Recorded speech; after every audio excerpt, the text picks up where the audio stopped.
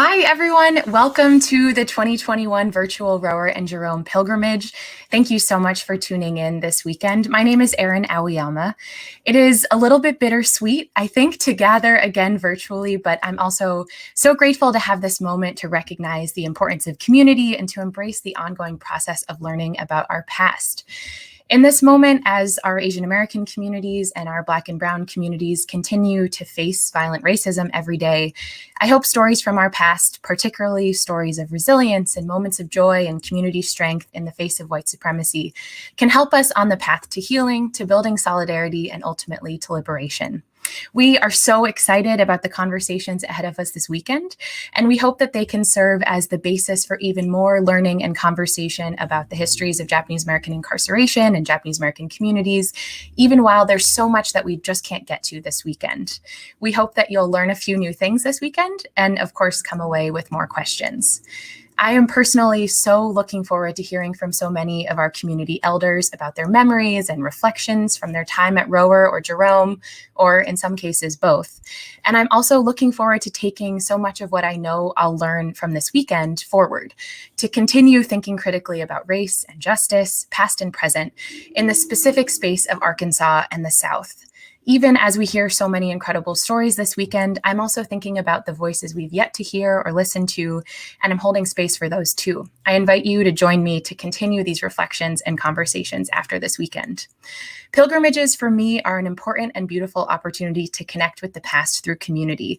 And I'm so grateful to the folks at Japanese American Memorial Pilgrimages, aka JAMP, Kimiko, Marissa, Nicole, Hiro, the whole crew, for the time, the effort, and the love they put into planning these pilgrimages. So thank you so much, JAMP and Kimiko backstage, for doing this. Without further ado, I am so delighted to introduce our first two speakers, Delphine Hirasuna and Marilyn Chase. And I promised I would keep their introduction short. Hi, Delphine. Hi, Marilyn. So I will just say that Delphine Hirasuna is the author of The Art of Gaman, Arts and Crafts from the Japanese American Internment Camps, 1942 to 1946, which she shared some about with us this week, if you haven't checked out her talk. I also just learned, Delphine told me, that a lot of people know her for her cookbook.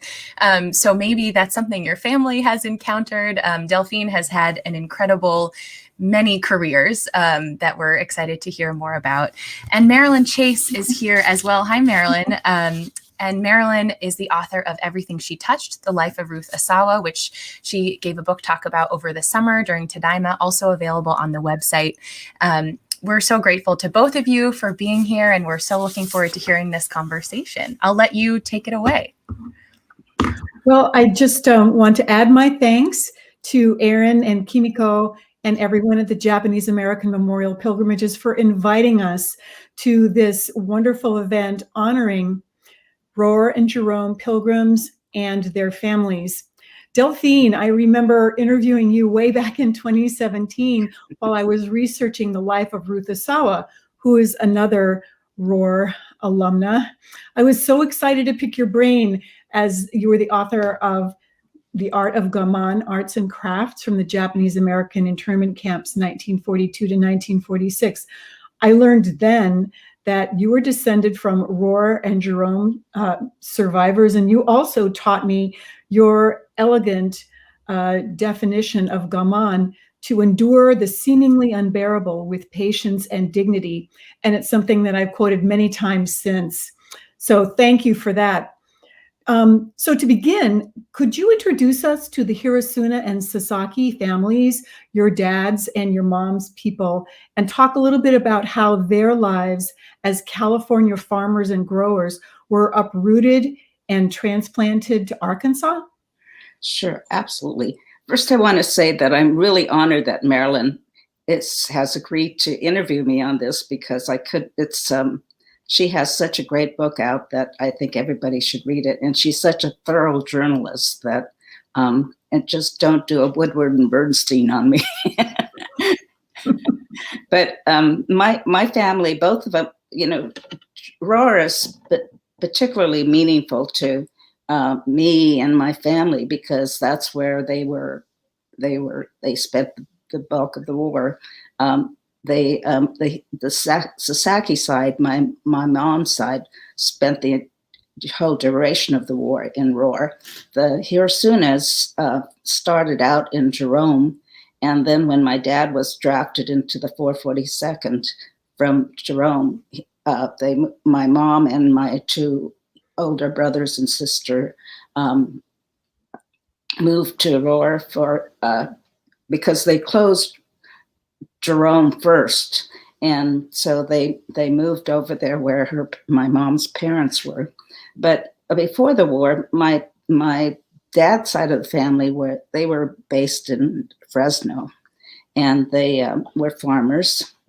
And my parents had just gotten my brother was 2, so they hadn't just gotten married, but they were still living with them. They did what my mom used to call row crops or low crops. They were raising, onions and, vegetable crops in Fresno. And they, like most families, they rented their property and their farmland. So when the war broke out and they had to go to camp, they of course lost everything because even the new tractor that my dad had just bought, they couldn't take it along with them. But my mother's side of the family, my grandfather, who came to the U.S. early on, they lived in a campo, which is near Sacramento, and he had the first generation, the Issei's, couldn't own land, and so when my uncle was born, his first son was born, he immediately started buying up land in my uncle's name. That was true of several other Issei's. So they had land to come back to.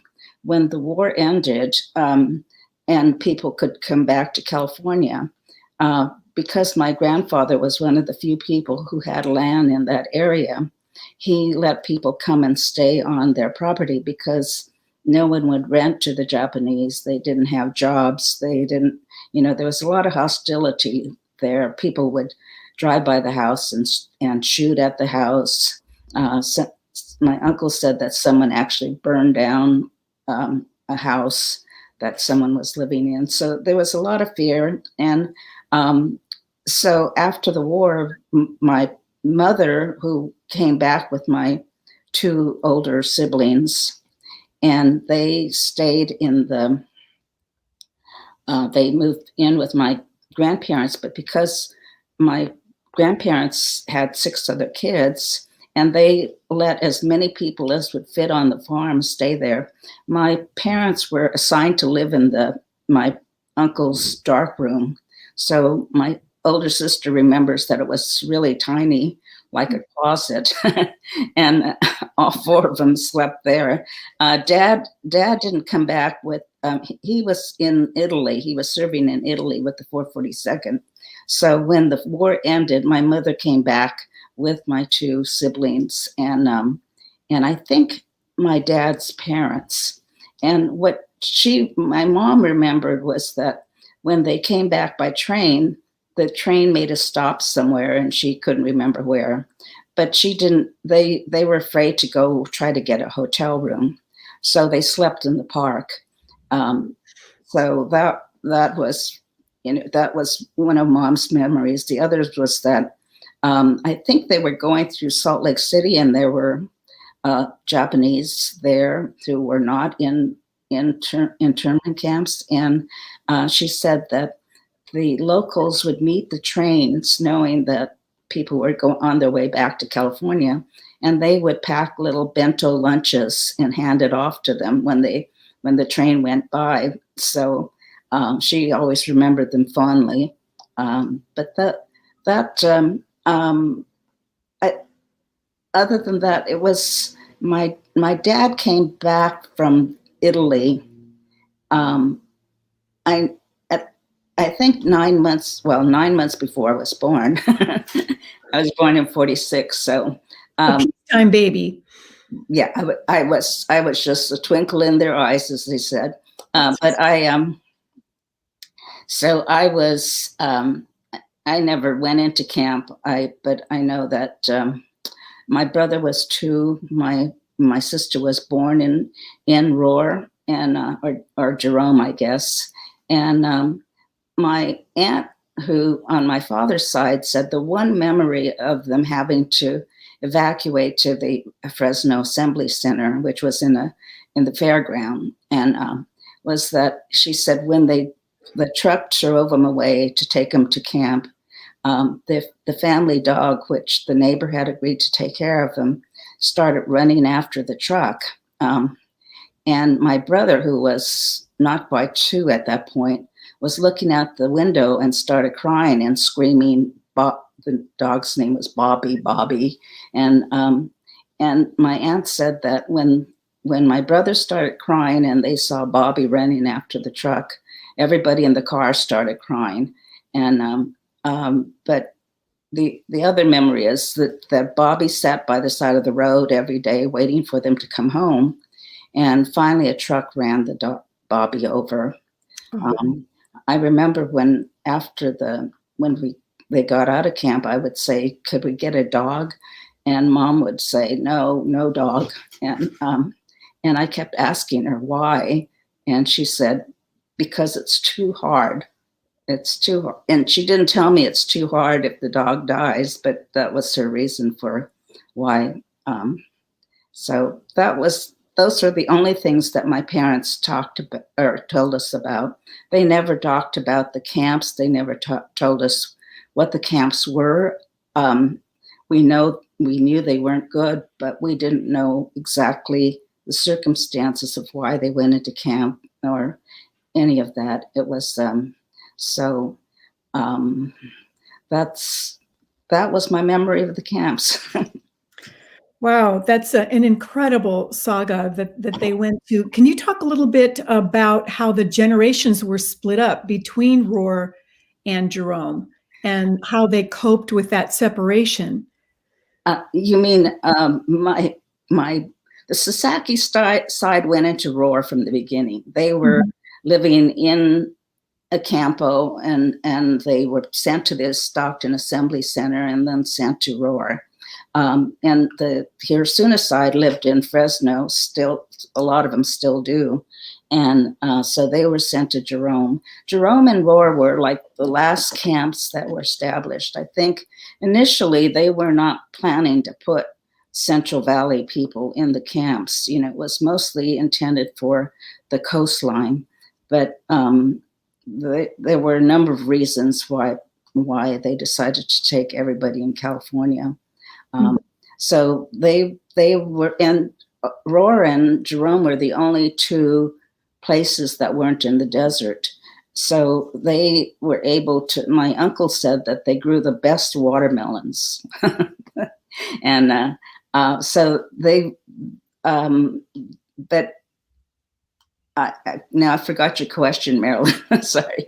Well, you mentioned the watermelons and you mentioned the row crops, the onions and so on. And it's such a terrible irony that the very families in the industry that was feeding the country were forcibly removed. Can you tell us what happened to the family's land holdings? And because I know that you and your family still hold some farmland and still work that land with orchards.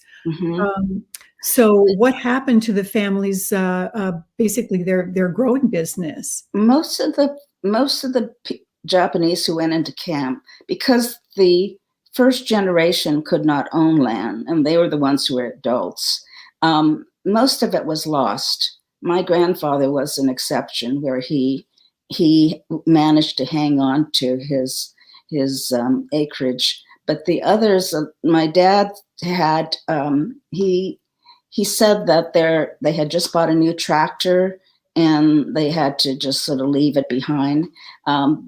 Before they went into the assembly center, they had just planted the crop, and it was going to be harvested soon. And they had to leave that behind because the notice to go into camp, you got like 10 days, a week to pack up and only take what you could carry. So, there was a lot to do in a very short amount of time. And so they left their crop behind, they left the tractor behind. And when the war, and they put things in storage. And I think my parents arranged with some other families to rent storage in the Buddhist church there. And but of course, the community knew they weren't where they were and that they weren't coming back. And so by the time they got back 3.5, 4 years later, people had ransacked the storage space. And so a lot of things were lost. My mother's side was luckier. They had more, they had the property. The neighbors watched after the property. So they came back to a little bit more than what my dad's side got. That's incredible. There's so many parallel stories. Ruth Asawa's family also were truck farmers in their instance down in Norwalk near Los Angeles, and they also lost everything, all their farm equipment, the horses, the goodwill from their business, and were not able to hold on to their land holdings and had to start over literally from square one when the war was done. But I wonder if your family ever mentioned in passing the shock of first seeing Rohr or Jerome with the tar paper barracks and the wooden walkways and those broiling summers and bitter cold winters, the bad food. Since you've said that your mother's family historically going back to Japan were chefs, I wonder how they coped with the mess hall food. That's probably using the word liberally, but it was, I'm sure, a huge culture shock. Did they ever talk about that? Well, I know that I guess when they first went into camp, or maybe it was the assembly center, they were fed a lot of liver. And I don't think the Japanese ate liver. So they were just grossed out by having a lot of liver dinners. And the one good thing about having so many farmers in camp is that people took seeds of all the things that they packed seeds. So the first several months were rough because they didn't, they had to eat whatever the authorities sent in. But soon they were growing vegetables and as my uncle said, Rohr grew the best watermelons anywhere. and you look at some of the pictures of the barracks, and a lot of people had gardens growing in the front. And but seeds were one of the key things that people packed when they went into camp. They didn't. The interesting thing about the Niseis, the second generation and my parents' generation, is they didn't talk about the camps. They only talked about it in passing. They didn't talk about it to us kids. They probably talked about amongst themselves, but my remembrance of what they talked about when we were growing up was we knew them from camp. We lost that when we went into camp. Everything was divided between before camp and after camp. But until I started writing the book, I never tried to figure out what the camps were. I kind of knew. I certainly knew that it wasn't a good place, but I think it was a self-defense mechanism not to try to think about it too much. So when I was growing up, I didn't try to find out the specifics of, what happened in camp. So it was when I was writing the book that I really sort of dove into the research, and I was appalled by what I learned. And by that time, both of my parents had died, so I couldn't ask them about it. I think that after, and that's my one regret, that I couldn't have sat down and just said, okay, tell me what went on. What was your experience? What were you thinking when this was happening? My mother was in her early to mid 20s when she had to go into camp. My dad was, I saw the papers, he was 34 when he went into camp. My mom was one of those people who would be called a kibe. She was born in California. When she was 4 or 5, her parents took her back to Hiroshima because they wanted her to be educated with proper manners and become a proper Japanese woman. And they thought at some point they would be able to go back to Japan. But after that, they had 6 more kids, and none of the other kids could speak Japanese. They couldn't read, they couldn't write, and they certainly didn't want to go back to a country they didn't know. So when my mom was 12 or 13, they sent for her. She came back to California, and she went to school. They sent her to grammar school for 3 years when she was a teenager. That must have been hard because she was just learning how to read and write. And so when they went into camp, the kibes were, they sort of fell between the cracks. The people who really wanted to identify with, or did identify with America, looked upon them with some suspicion. And they, so I think my mother's experience and my dad's experience was like somewhat, it was different because my mom still had memories of Japan, and she spoke with an accent, and which, most of the Niseis didn't. And the Niseis who were, the average age of the Niseis in camp was 17.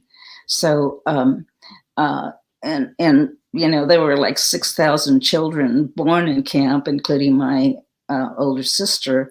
And so they didn't know any other world. And when they had the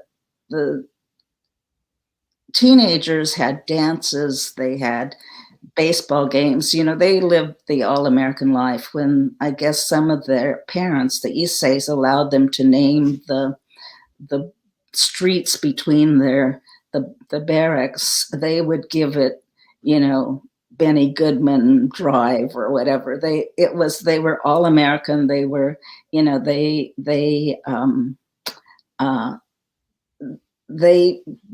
really didn't, they had never been to Japan, so they didn't identify with what was going on there. But for the kibes, my mother's generation, they sort of fell between the cracks there. So. Well, I remember that you told me at our first meeting, we talked almost all day until the sun went down, but you mentioned that it was fun. It was. This fact that it was considered somewhat impolite to ask your elders about the war years, and that many people use the expression, they swallowed their suffering. Mm-hmm. So I wonder if you have thoughts, given all that you have learned through your own research and over time through your book, if you have thoughts on how children and grandchildren can open up these discussions with their elders. Well, I think now that the elders today, the Issei's, the first generation, and who were adults then, they were the ones who suffered most. They were the ones who lost their property, their, everything. When the war ended, they came back to nothing. And they were also treated with suspicion and hostility when they went back home. My parents' generation and the Issei's who are alive today, they're all in their 80s, 90s, I have a friend who's 103, and so, but what their memories of the camp were not as grim as what happened to the Issei's, because they were able to restart their life if they could find some sponsor outside of the camps. They could get permission to leave. I think that's what happened to Ruth. She was able to go to Black Mountain College. So, they, in some ways, I think they were allowed opportunities that maybe they wouldn't have had Ruth continue to live on a farm in Southern California. And so they do not have the same memories that the Issei's would have. But the Nisseis didn't talk about the camps to us, their children, that's at least not with, and I think partly they didn't want to burden us with what happened. And they didn't want us to be bitter toward toward our classmates or anything, and they wanted to forget. So, what any discussions was amongst themselves, and they didn't say much. And I was always mad because I was sort of when I was like 14 or something, they would have these dances at the Buddhist church. And I would go there, and they would always have hamburgers and spaghetti. And I would say, they're trying to out the Americans, what happened to the sushi and what happened to, and so there was a need to say, we're American, and we know how to make spaghetti and hamburgers. So at that time, I remember complaining to my mom that this is, the kinds of things they served and the way they wanted to blend in and show that we were Americans just like everybody else, and that's the one memory I have of that period. Right. You told me once a really wonderful story about how you, in the course of some professional travel, just happened upon the site that you learned was Rohwer. Can you share that with That's us? sort of funny. When I went to work, I got a job at Potlatch Corporation, and they have a paperboard mill in Rohwer. And, and Rohwer, even today, I think their population is, I don't know if it exceeds 1,000 people. And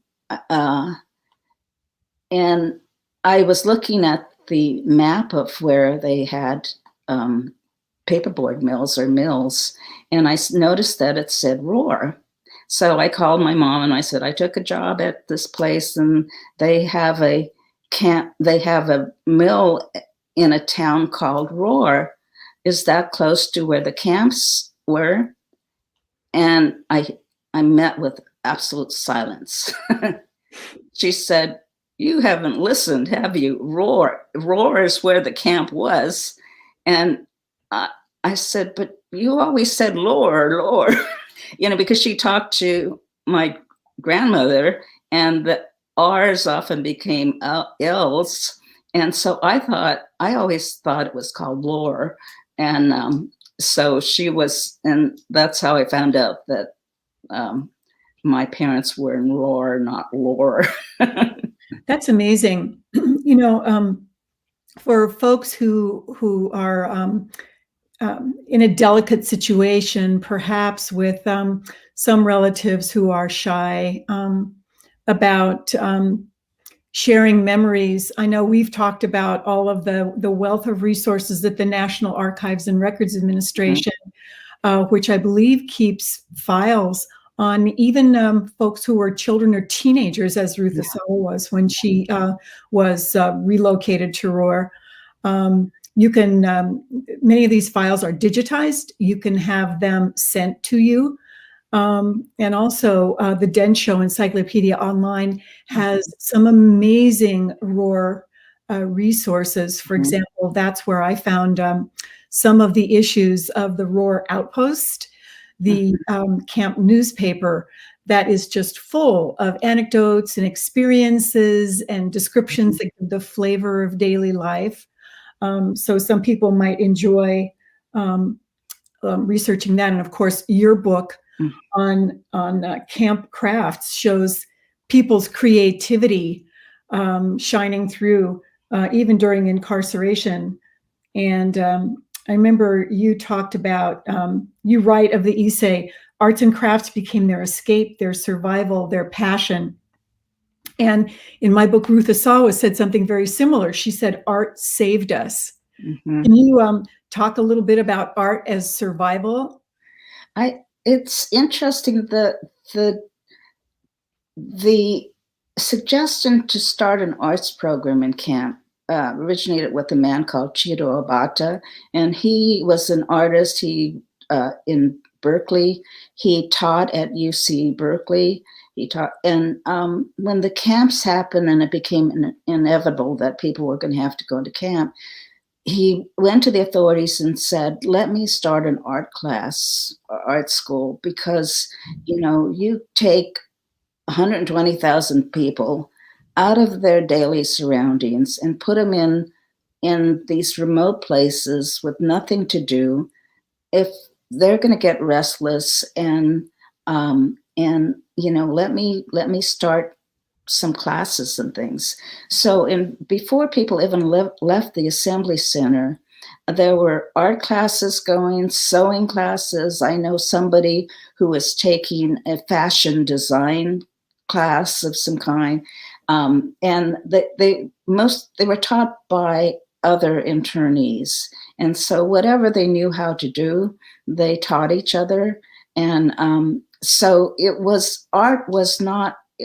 It was a way to, I think, to pass the time, number one, but also to keep your own sense of identity and self-expression. Because when you were put in the camps, you lost all control over your own, you know, your own daily life. And this was something where they could get lost in painting and in sculpturing and doing.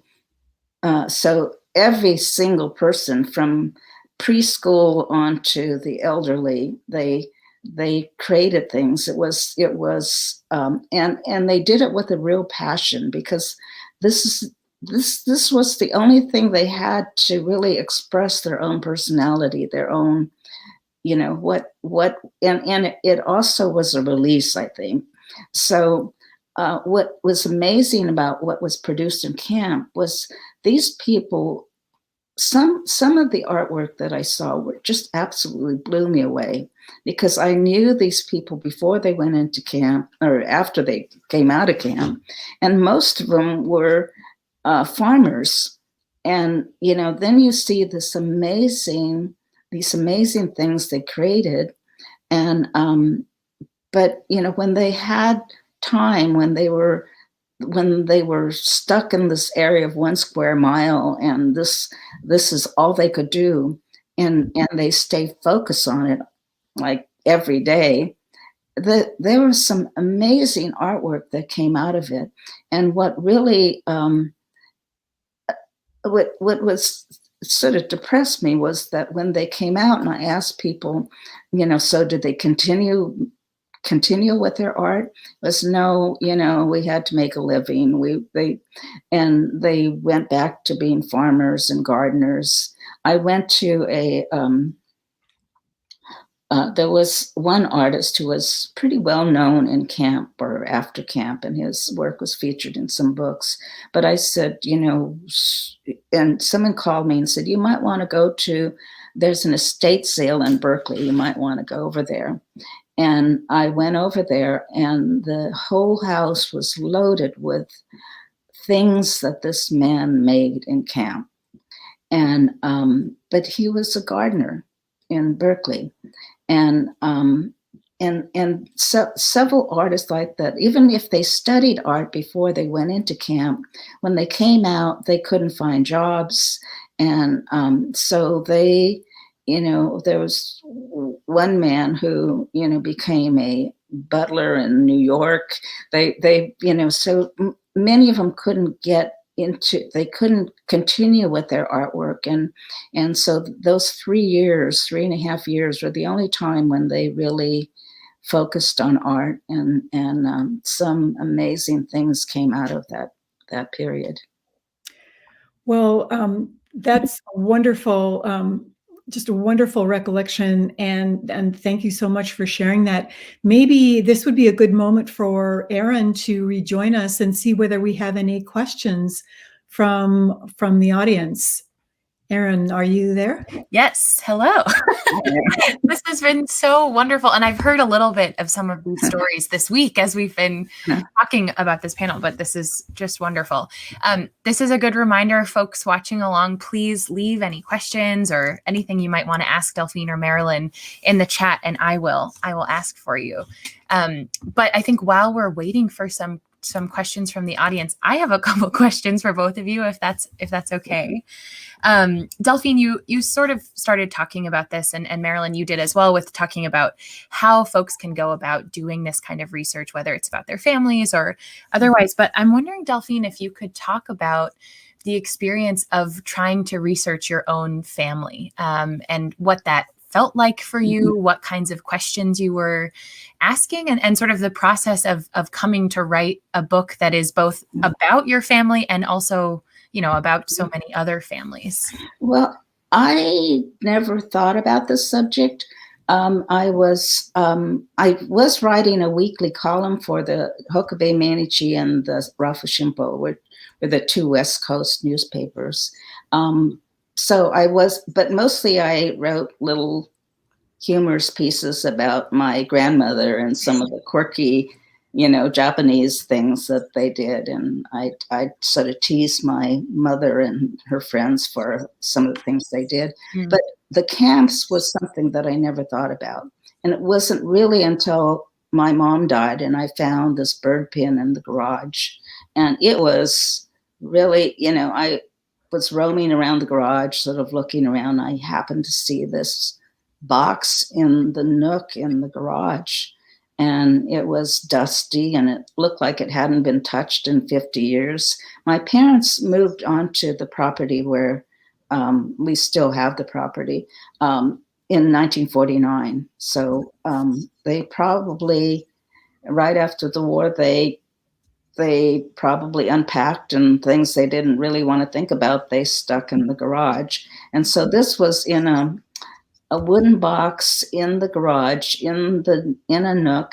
And I opened up the box, and I found, I don't know if anybody could see it, this bird pin. And I was looking at it and I thought, oh, this is pretty cool. So I started wearing it. And a friend of mine, who's the designer who did my book, asked me where it came from. And I said, I think it came from camp. I vaguely remember. And he asked me, I give him credit for starting the idea of the book. He said, so what else was made in camp? And that's what started me on this journey. I started asking around and asking. And at first, and my memory of what things made in camp were pretty cheesy. I remember a shell ornament that was set on the living room coffee table, and it was this bouquet polished with nail polish. And even at 8, I thought it was pretty hokey. But then when people started showing up and showing me what they had, and I realized that there's just, the variety was pretty amazing. And then I started seeing things like there was a poetry, haiku writing class, and calligraphy, and all these men were writing, poetry or haikus or whatever they call it, and they were, it caused me to start thinking well, I certainly reevaluated the essays. Like these people who came back from the war and primarily were really poor at that point. And then I saw all these examples of poems they wrote in camp, and they were really quite poignant.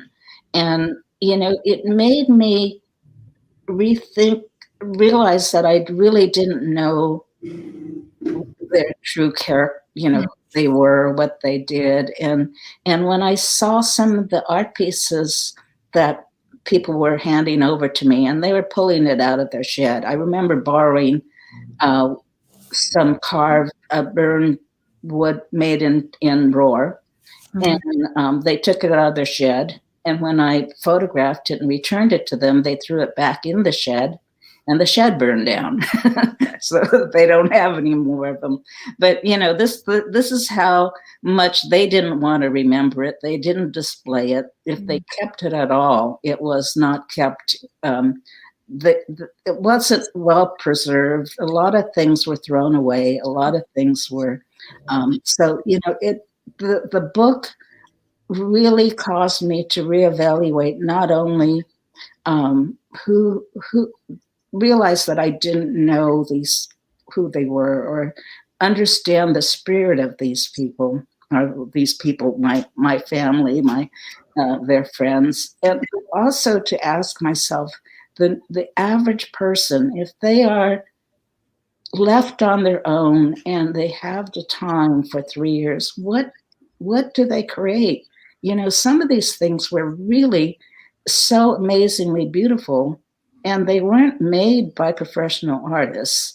And there were people like Isamu Noguchi who were in camp, and there are some people who were quite good and went on, and Ruth Asawa, who was just 17 when she was in Rohr, but who went on to successful careers. But by and large, the people who came out of camp, even if they had aspired originally to become artists, weren't able to get back into that profession. But the things that they created and left behind, or it's really inspiring, and it really makes me wonder what the average person has inside them. What if left? I mean, I can't draw a straight line, but I thought, if I were in camp and every day I did, what would I have produced? What kind of, could I have unleashed some creativity that I'm not aware of now? And so, I came to admire what they did, and also question, what sort of feeds the human spirit. How do we nourish ourselves, and how do we, and so the book was very, very good for me. I mean, it really caused me to reevaluate a whole lot of things. So. Yeah, I mean, that's so interesting, Delphine, to hear you talk about this, because it brings up so many questions and important just sort of reminders about doing this kind of history, that the art that we see and the art that you highlight in your book is so important for reminding us about the complexities and the humanity of camp. But then this idea that the artists themselves maybe didn't want to look at this afterwards. It wasn't the same kind of beautiful reminder. Right. I think for every object brought back, a lot more was left behind at the camp, thrown away. Yeah. Because when I saw the artwork, the drawings, the watercolors, they were done on scrap paper. There was a beautiful painting that was done on the inside of a cereal box. Right. So a lot of, and the wood carvings, they were not pure fine wood. They picked up scrap wood, and so these people didn't think that what they created had any value, and so they left it behind, or they threw it in the shed if they brought it back at all. And people told me when the book came out, oh, we used to have that, but I threw it away. And one woman said, oh, one day I was helping my dad clean up, and I found a whole box of bird pins in the garbage can. And she said, "What is this, Dad?" And he said, "Oh, that's just junk that we did in camp. Throw it away." So, there's a lot of that. A lot of things are being discovered in thrift shops, and so even today, now I get probably once a week, someone sends me a picture of something they think was from camp, and when I ask where it came from, they would say, "Oh, I found it in a thrift shop. I found it." And so these were, definitely, and the other thing I would say is they're not well taken care of. I have one. I'm pleased that the descendants have hung on to things their grandparents made, but you can't display it and let the sun, it fade in the sun. The wood cracks. There's so many pieces where the wood cracks because it was displayed in the wrong, in the window where the sun could dry out the wood. Shell pins, they're brittle, they crack.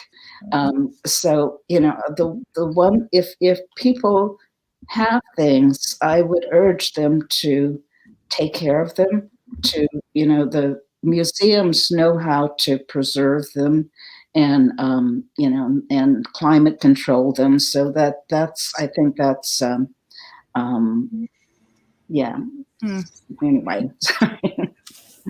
And I'm just, I think that's so interesting to think about. And I just asked Kimiko, I'm pretty sure during Tadaima over the summer, we had a session from Kristen Hayashi, who's one of the curators at JANM, about caring for some of these objects. So if we can dig that up, I'll ask Kimiko to put it in the chat in case some folks watching have objects at home that they'd like to take care of. So Delphine, I want to give you a break from talking for a minute and ask you a question, Marilyn, because we've talked a little bit around, Ruth and your work on Ruth Asawa.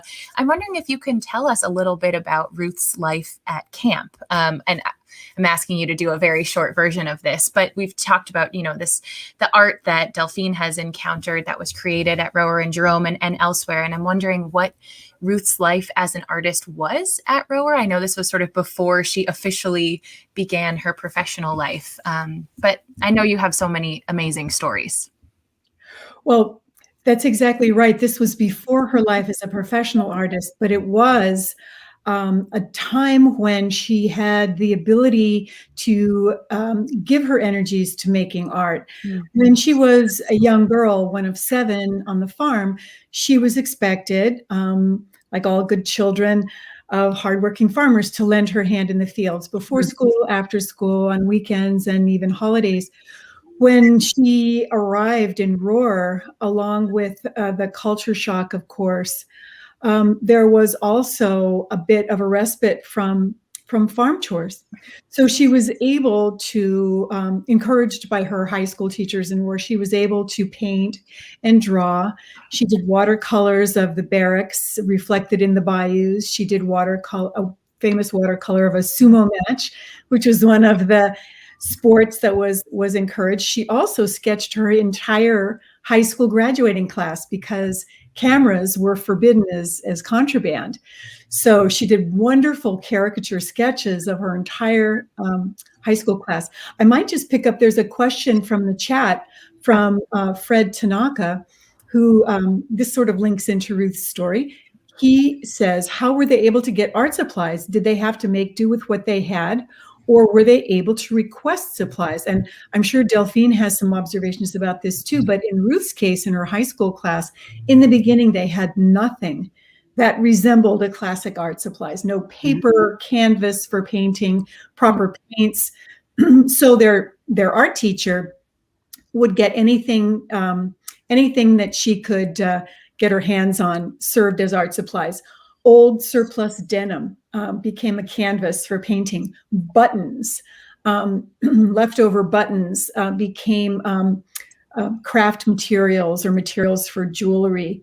And gradually she made this art teacher who was Caucasian, who really wanted to give her students the best that she could, made a special request or requisition and did get her hands, I think, on some proper art supplies.